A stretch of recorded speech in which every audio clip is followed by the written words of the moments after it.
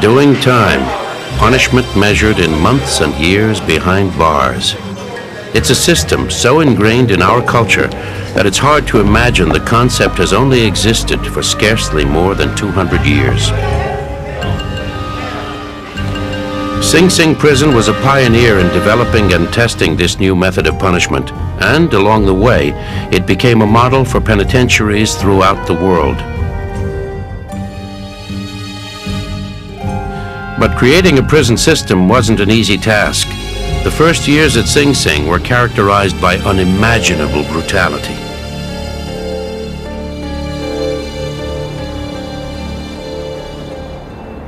The infamous bank robber Willie Sutton spent most of his adult life in and out of different penitentiaries. He called Sing Sing the most horrible prison he'd ever been in. Sing Sing earned its reputation by housing the toughest criminals from New York City. Its legend grew from the Hollywood movies filmed at the prison. Sing Sing gave birth to the terms Big House and Up the River.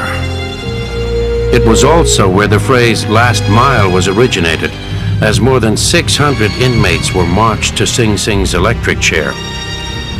Among them, crime czar Louis Lepke Buchalter and A-bomb spies Julius and Ethel Rosenberg. Today, more than 170 years after it opened, Sing Sing remains one of the most notorious penitentiaries in the world.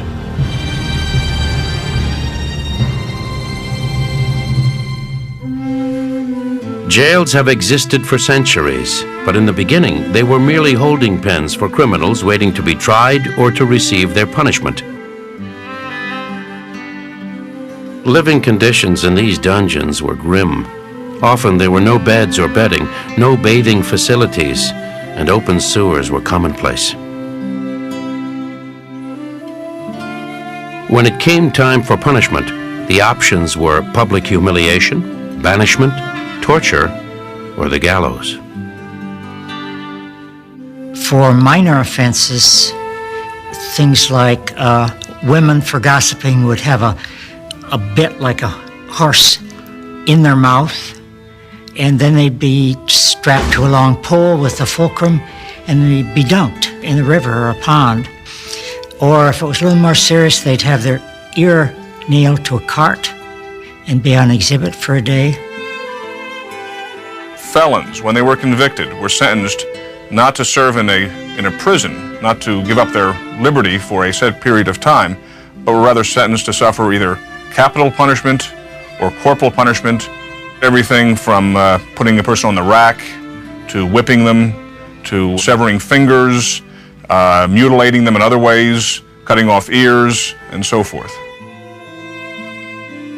This arbitrary system offered little leniency.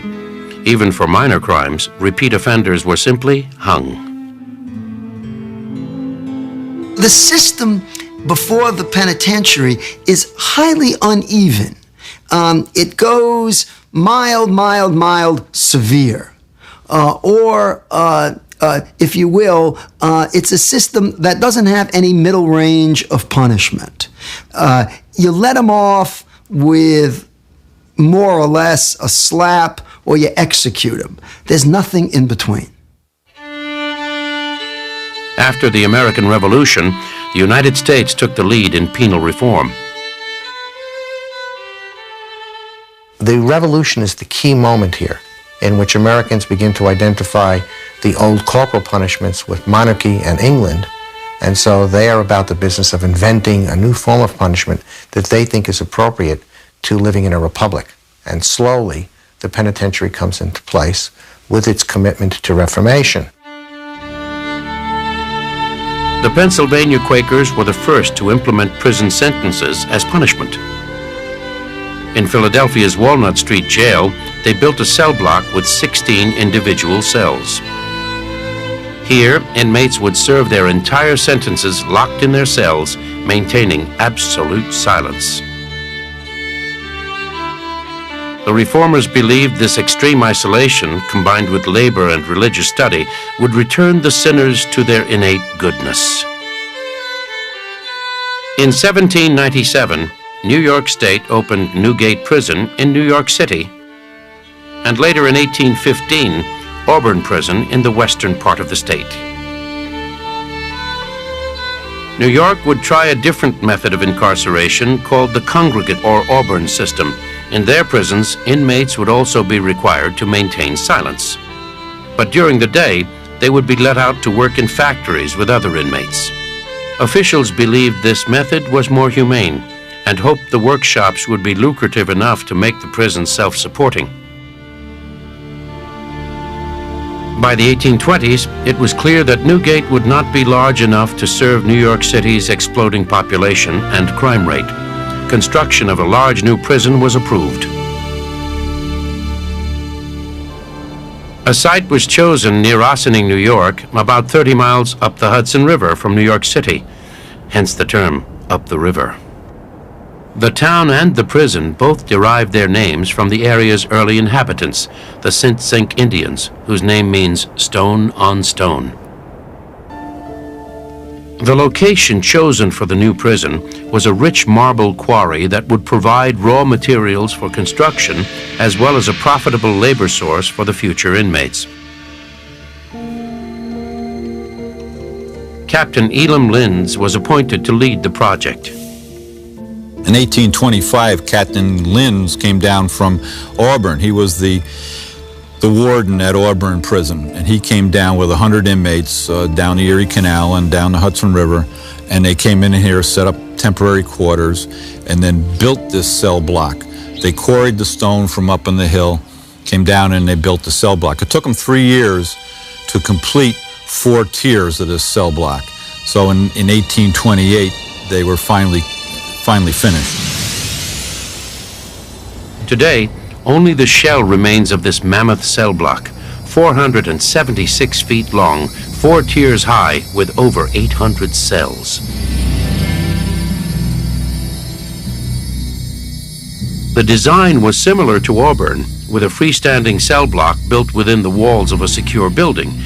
It was believed that this structure would eliminate the need for a prison wall. Because men were only to be confined at night, each cell measured only 7 feet deep by less than 3.5 feet wide. There was no running water and only a bucket for a toilet. This same structure would serve as Sing Sing's primary cell block for more than 100 years. Willie Sutton served time in these grim quarters in 1926. He wrote, "Very little sunlight penetrated the block, and the only ventilation was through the pattern of 1-inch square holes in the doors. The cell was so narrow you had to walk in sideways, and the walls were made up of jagged rocks, which were pointed like daggers."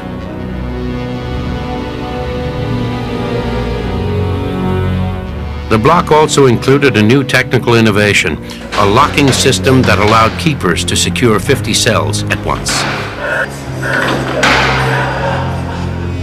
The facade of the building was also designed to play a role in the prison's philosophy.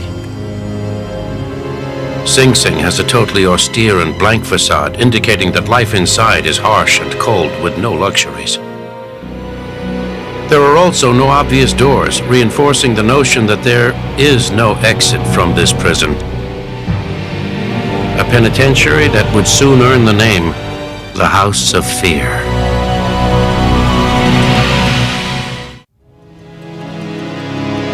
By the 1830s, Sing Sing's cell block was surrounded by workshops, factories, a chapel, a kitchen, and a hospital, and over 500 inmates were confined at the prison. Elam Linds became the first warden, and his administration set the tone for the prison's fearsome reputation. Linds had little faith in the ability of inmates to be reformed. He was a former Army captain and felt that the only way to control the inmates in this congregate setting was through strict discipline.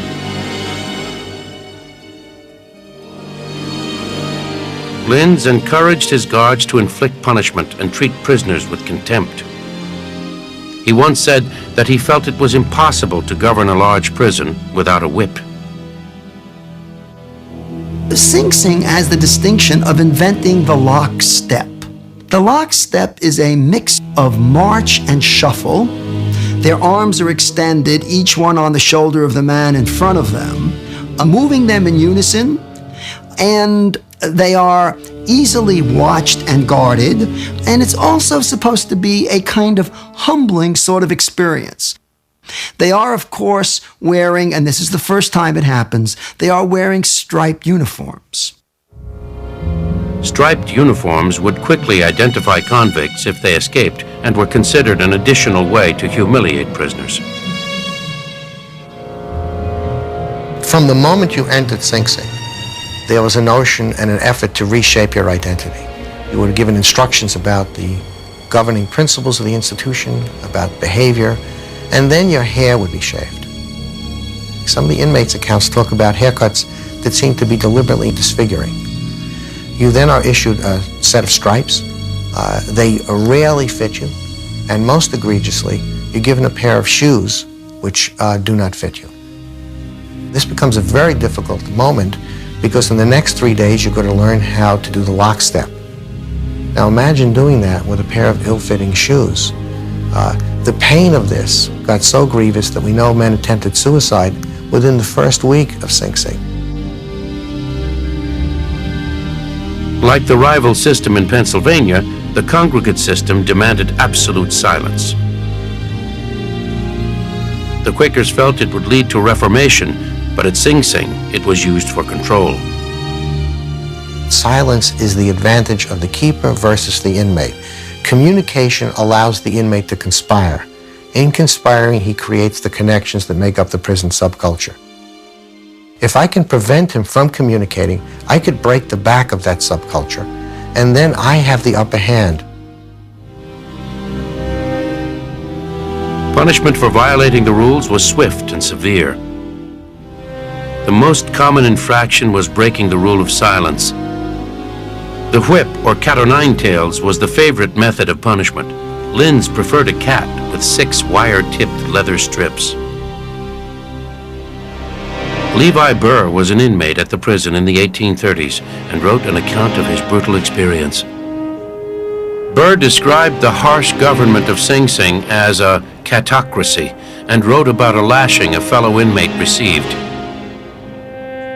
2 cats were flailing the skin off the body, and the affected subject was begging upon his knees and crying and twisting under the lacerating that tore his skin from his back.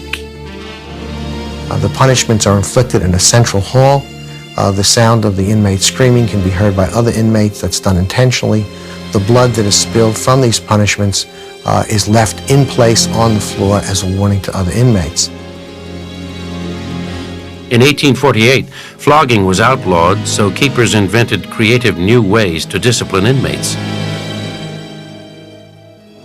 The iron cage was often administered, where the rule breaker was forced to keep the painful cage on his head 24 hours a day. The most frequent punishment was the shower bath. This torture was administered in 2 ways.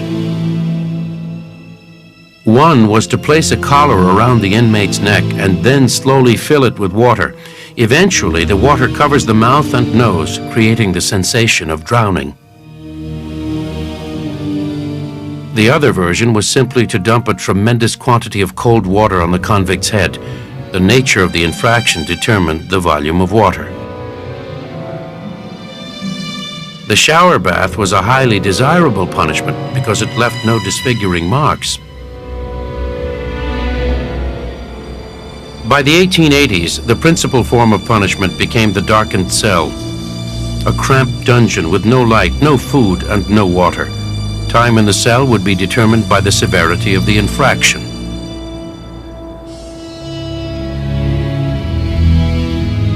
In 1839, Sing Sing built a women's prison on the hill above the main cell block. Conditions were just as bad for female inmates. However, in 1845, Eliza Farnham took over as matron and tried to reform both the women's and the men's prison. She was an advocate of phrenology, a pseudoscience of the day that theorized criminal behavior was caused by underdeveloped areas of the brain. Phrenologists believed that by studying the bumps on the head, they could identify criminals. Farnham felt that physical punishment only stimulated these negative areas of the brain, and rehabilitation was the most effective approach. She brings a piano, and all of a sudden there's music inside the women's penitentiary. On July 4th, she insists that the principal inspector send every woman in the women's prison a rose.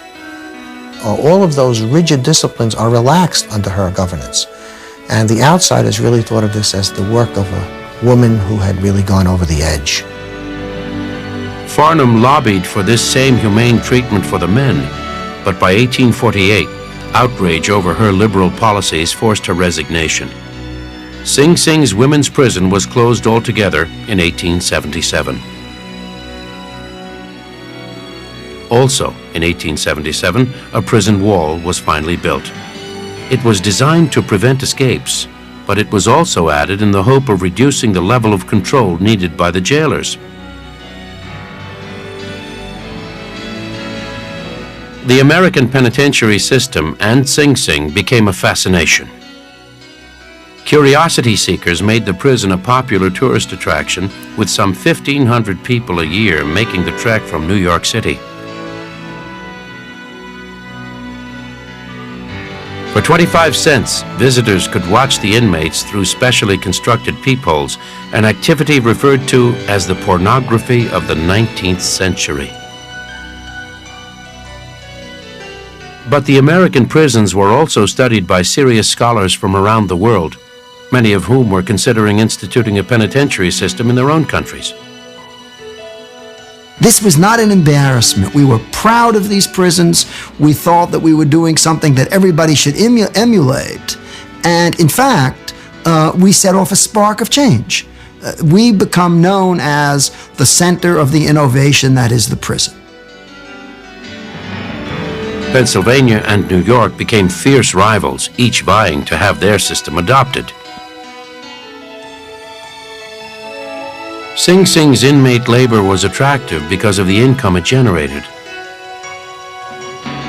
But Pennsylvania claimed New York's brutal system eliminated all hope of rehabilitation. Ultimately, economics won out, and Sing Sing's congregate system became the worldwide standard for 19th century penitentiaries.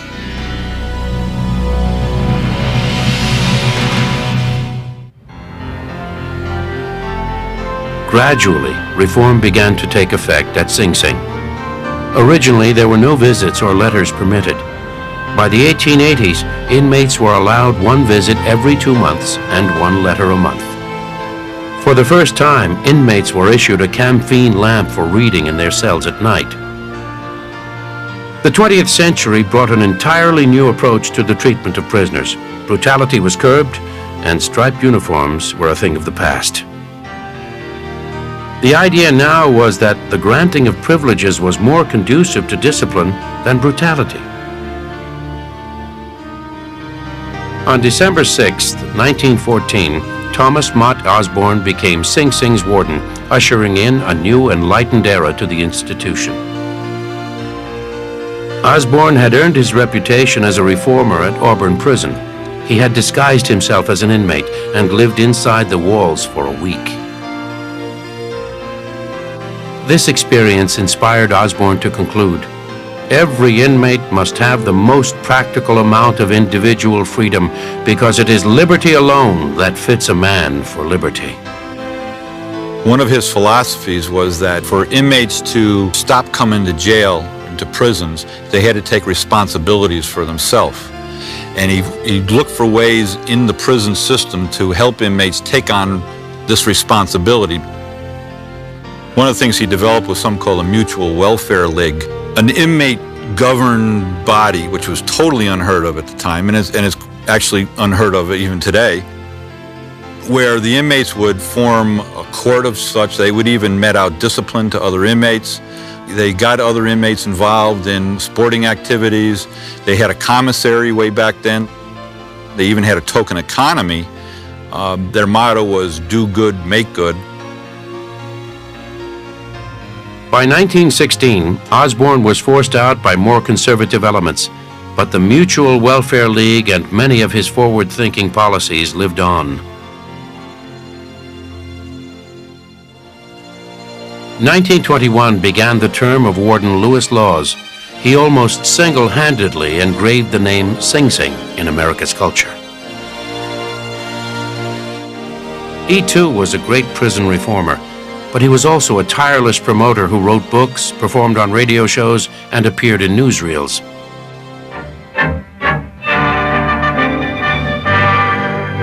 Sing Sing Prison. From within its walls, Metrotone brings a message of profound import to every father and mother in America. Listen to Warden Laws lay bare one of the nation's most appalling problems. From my desk within the walls of Sing Sing, I see daily the constantly increasing numbers of boys and young men who are committed to prison. A very great proportion of these boys could have been made into law-abiding, resourceful citizens.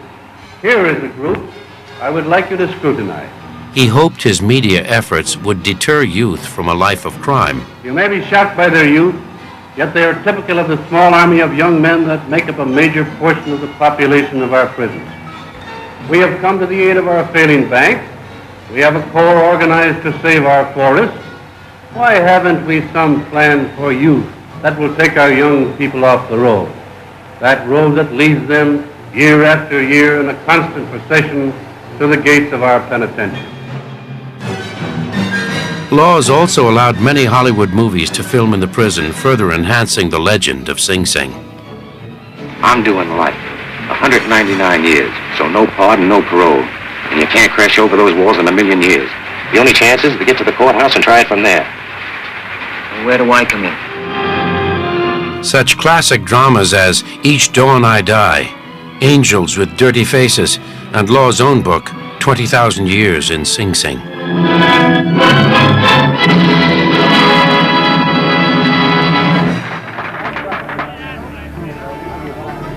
Laws often invited Major League Baseball teams to play against the Mutual Welfare League team known as the Black Sheep. You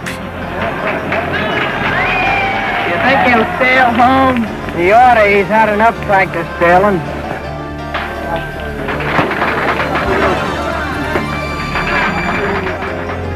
The story goes that Babe Ruth's longest home run, a 620-foot blast, was hit over the wall at Sing Sing. It was during Law's tenure that Sing Sing Prison was entirely rebuilt. The old cell block was overcrowded and outdated. There was talk of closing Sing Sing altogether. However, in 1926, it was decided to build two massive new blocks up the hill from the original prison. A and B blocks became two of the largest cell houses in the world and are still in use today.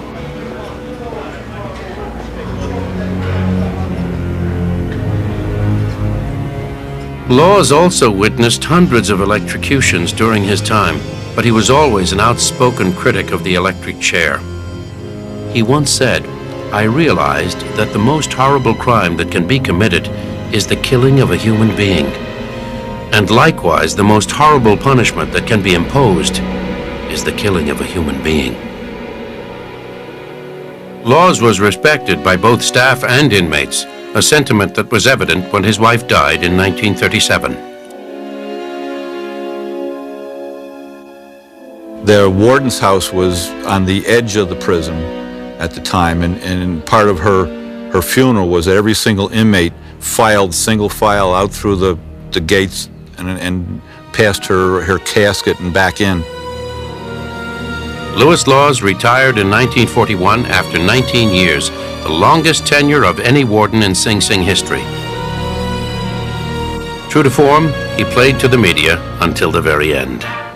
So it's farewell to the big house by one who's seen thousands of prisoners come and go.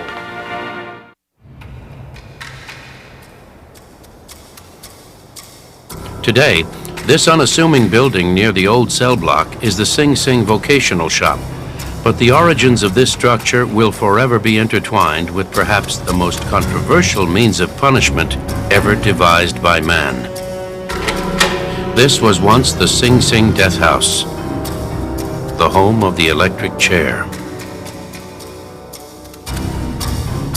During the 19th century, the most common method of capital punishment was the gallows. But hanging had always been a gruesome and haphazard affair. New York's legislature looked to electrocution as a more humane method. However, the motives behind the creation of the electric chair are far more insidious.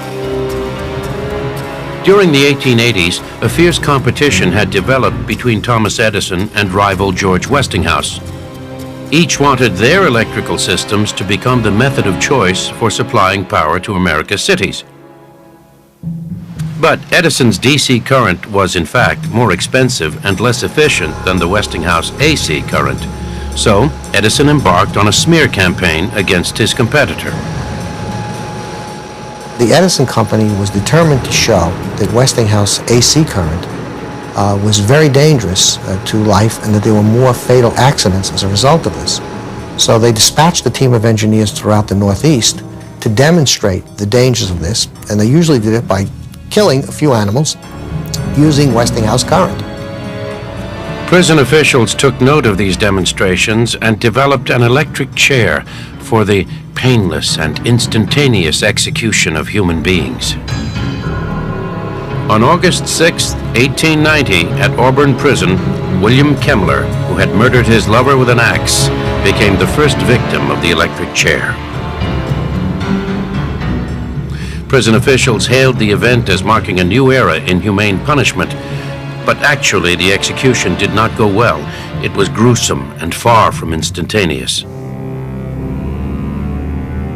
Kemmler's death began a grisly period of trial and error where executioners worked to perfect the use of the chair. But most executions were accompanied by revolting accounts of burning flesh, foaming mouths, and exploding eyeballs. Edison was quick to capitalize on negative publicity, and he chose electrocution as the topic of one of the first motion pictures ever produced. This 1901 dramatization shows the chair being tested with light bulbs before the victim is let in for the electrocution sequence. The usual pattern was an electric shock was administered of about 2,000 volts for about 3 or 4 seconds. That was then reduced down to about 500 volts, and it went back up then to 2,000 volts. And there was this up and down process that lasted about 2 minutes. The expectation, and at least the doctors who testified to this, is that in the first 3 seconds the inmate died instantly because of the size of the voltage. Usually he reached about 140 degrees body temperature, which was sufficient to boil the brain.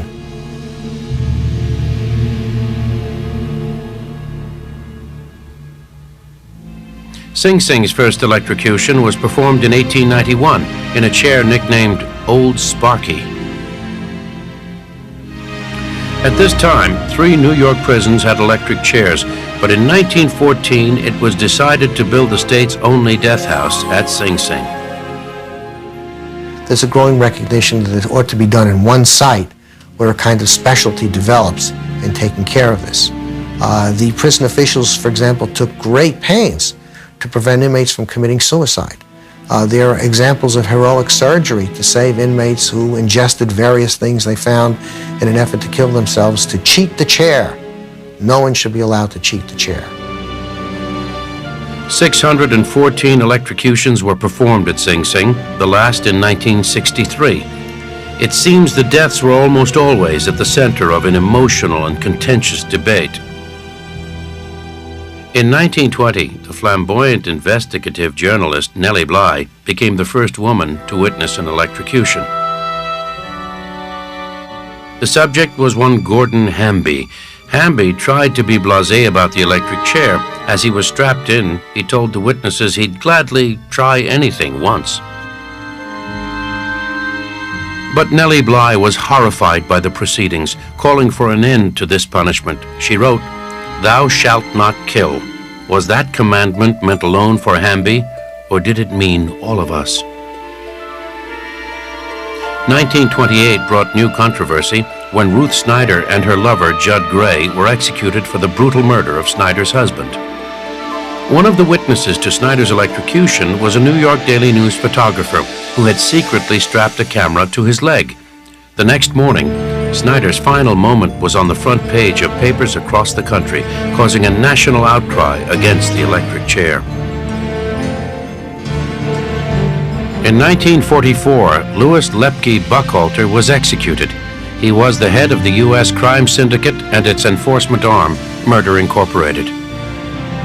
Two of Buckhalter's flunkies, Louis Capone and Emanuel Mendy Weiss, also died in the chair that night. Loyal to the end, Capone and Weiss ordered the same dinner as their boss. Lepke assured them the fix was in and they wouldn't die. Lepke was wrong. But perhaps the most controversial of all was the 1953 electrocution of Julius and Ethel Rosenberg, the young couple who were convicted of selling atomic bomb secrets to the Russians. Their sentence triggered violent protest, and the execution became one of the most celebrated media events of the era. Crowds gathered outside the prison waiting for a reprieve from the Supreme Court or President Eisenhower. But the order never came, and the Rosenbergs became the first civilians executed for treason in the United States. Rabbi Irving Kozlow was the prison chaplain at the Rosenbergs' execution and has been present at 17 electrocutions. Kozlow would counsel the condemned man for years before his execution. From this experience, he has a rare insight into the psychology of the condemned inmate and death by the electric chair. The major difference between dying in a hospital and dying at the chair is a major difference. Was that in a hospital, a patient never knew the exact moment they might leave this world. Whereas when you put an electric chair, you knew in advance that, at least the Sing Sing, at Thursday night, 11 o'clock, you would be in that chair, and a minute or so later, you would be dead. Executions all followed a similar sequence. The day before, the condemned man is moved from the death row cell block to a group of cells near the electric chair, an area known as the dance hall. Here, final preparations are made, including shaving the convict's head.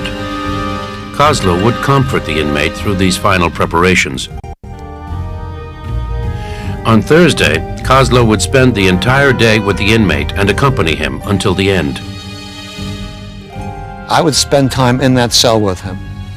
And all day long, we'd prayer, a conversation, what exactly was going to happen in that execution room,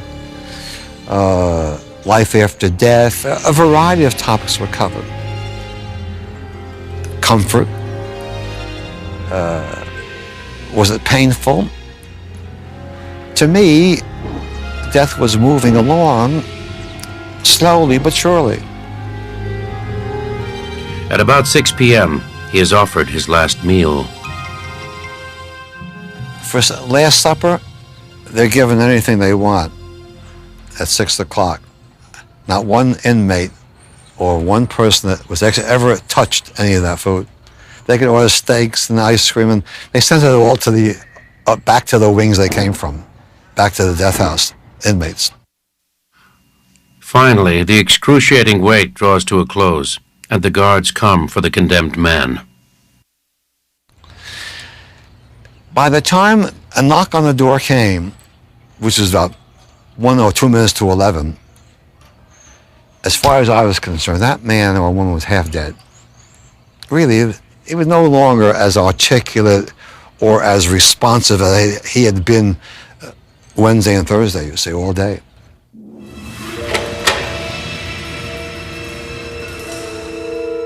And I'd tell him, look, follow me. There'll be 2 correctional on either side of you walking down this corridor, which is maybe 20 feet, no last mile, 20 feet of corridor. And as we got close to the door, it would swing open. I told the man, it's going to swing open. You'll be taken by the 2 correctional officers.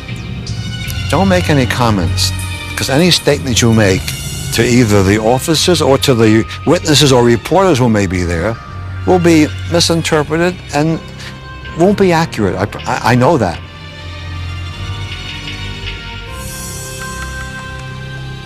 There'll be 2 2 men inside beside a wooden chair. They'll seat you down quickly. They're going to put something over your eyes. Electrodes will be tied to your head and to your leg. It'll be very quick. I'll be as close to you as I am to you now. I'll stand right in front of you. I'll be on a rubber mat, but I'll be there and I'll offer some prayer.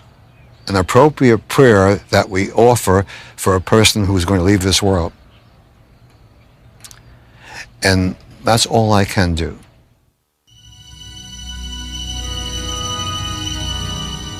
As soon as they're strapped in, there's a motion to the electrocutioner, and he would lower the electrode. And that was the first shot. Then another shot.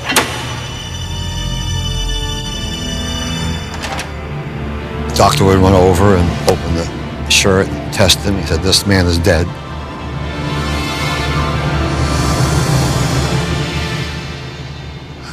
I'd seen death many times before, both as a rabbi in the army and so forth. So I wasn't shaken by death.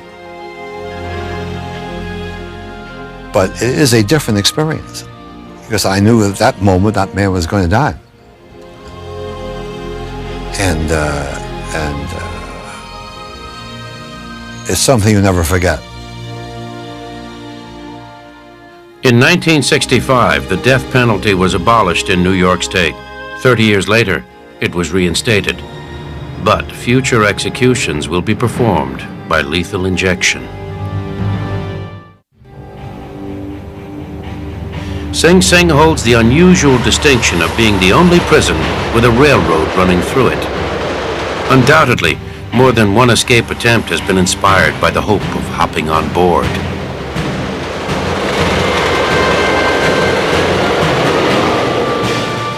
The most notorious and bloody breakout came in April of 1941. Charles McGale, John Waters, and Joseph Reardon escaped through the prison hospital, killing a guard and later a local policeman. The daring attempt had been planned for more than 10 months with the help of several accomplices on the outside. The plan was set in motion on March 22nd when 3 guns were smuggled into the prison, strapped underneath a milk delivery truck. Waters hid the weapons in the hospital, where he worked as an orderly. McGale was a prison trustee who had access to tools and rope. He was also an expert locksmith. He made keys to a steam tunnel that ran from the hospital basement outside the prison. On the night of April 13th, Reardon and McGale faked illnesses and checked into the hospital. Waters slipped them the guns. At 2 a.m., the men made their move. They shot and killed Officer John Harty and scrambled through the 600-foot tunnel. Outside, they used McGale's rope to lower themselves down to the railroad tracks. Meanwhile, their accomplices waited at the nearby train station with a car and a machine gun. It was here that the foolproof plan began to unravel. The break was ahead of schedule, and when the fugitives arrived, their 2 friends were having a drink in a local tavern. Then, by pure chance, 2 Ossining policemen happened upon the escapees. The ensuing gun battle left Waters and Officer James Fagan dead. Reardon and McGale made their way to the Hudson River, where they ordered a fisherman, Charles Rohr, to row them across. A giant manhunt was launched with over 1,000 policemen searching for the killers. Finally, 7 hours later, the fugitives were apprehended. After a quick trial, the 2 accomplices were sentenced to life in prison, and Reardon and McGale died in the electric chair. Sing Sing's last major escape was in 1986 when 3 men broke out of the school building. 3 inmates tied together sneaker shoelaces. They made a rope, and they used that to shimmy down the wall and then shimmy down to the train tracks and went south towards the city. They didn't get too far.